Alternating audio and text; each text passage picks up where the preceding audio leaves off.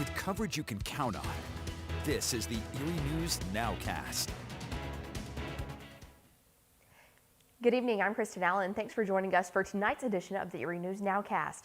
The Commonwealth Court has thrown out Pennsylvania's school mask mandate. The news comes the same day that Erie County reported its highest number of new COVID cases in nearly a year. Today, the Commonwealth Court ruled 4-1.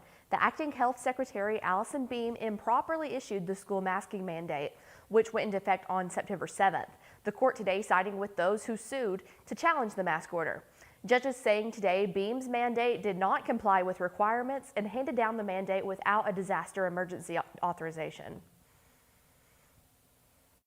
The secretary, in my opinion, does not have the constitutional authority to issue an order, whether and specifically when we're not in a declaration of an emergency. The ruling comes just 2 days after Governor Wolf announced he would return masking decisions to local school districts this January. Even so, the State Department of Health plans to file an appeal with the state Supreme Court. And meantime, Erie County and school districts were preparing to evaluate their mask mandate in 2 months. However, the court's ruling overturns the state mandate effective immediately. So for now, County Executive Kathy Dahlkemper says the county's mask mandate for schools will remain in effect. Dahlkemper is now waiting to see if the Wolf administration challenges the court's ruling before making any potential changes. Need my solicitor to really look and see what the courts are saying. I'm not a lawyer, and so we need to look at that. But our mask mandate is not tied directly to the states. Now, the county health department will meet with area school superintendents next week, where they'll talk about next steps. And with COVID-19 cases spiking in our region, we wanted to know how local hospitals are handling the surge. State data shows that ICU beds are still full and not much has changed for our hospitals. Our Keelan Berrien has more.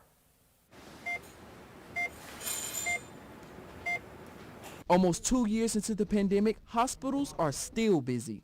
Experts say they likely won't drop soon. That's sad for us. Jim Dunley, Chief Nursing Officer at UPMC Hammett, says vaccinations are the key to lowering hospitalizations. We see right now with the current strain a very aggressive virus, and a virus that is victimizing those who have not been vaccinated. On the screen, you will see available beds for those severely ill with COVID-19.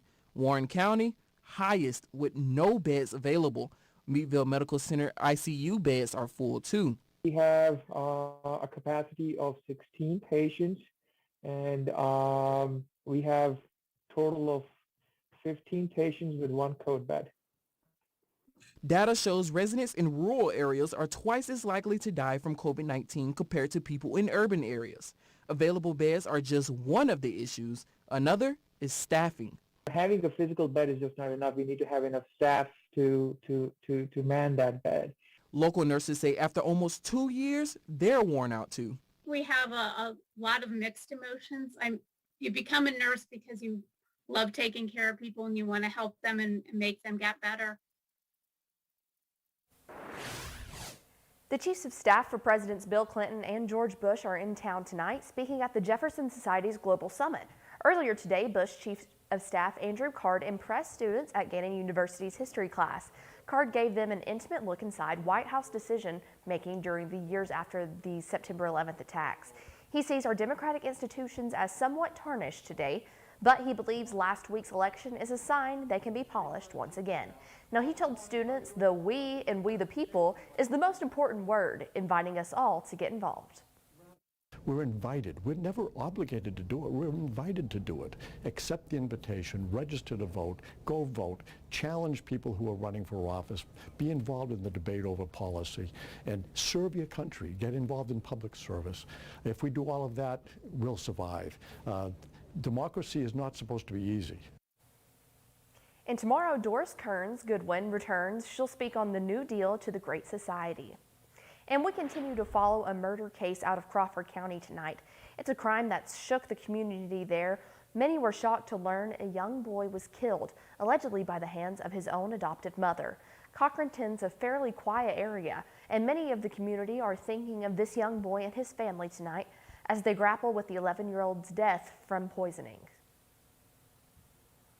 It's shocking for one, and it's a tragedy for another reason, because that's just an innocent soul that didn't, have any expectations of what's going to happen in his future, and for it to be cut short by something so senseless is just tragic. It's very, very sad. Now, this is the mugshot of the woman accused of poisoning her 11-year-old adoptive son, Najir Deal. 62-year-old Mary Deal of Crawford County is currently in the Crawford County Jail tonight without bond. And tomorrow, the nation pauses to honor the men and women who have served. Ahead of Veterans Day, Erie County leaders honored service members today.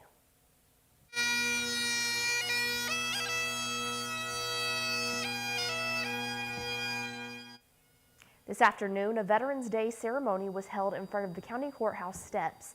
The event is held every year to thank veterans for their service, specifically the 90 county employees who have served our country.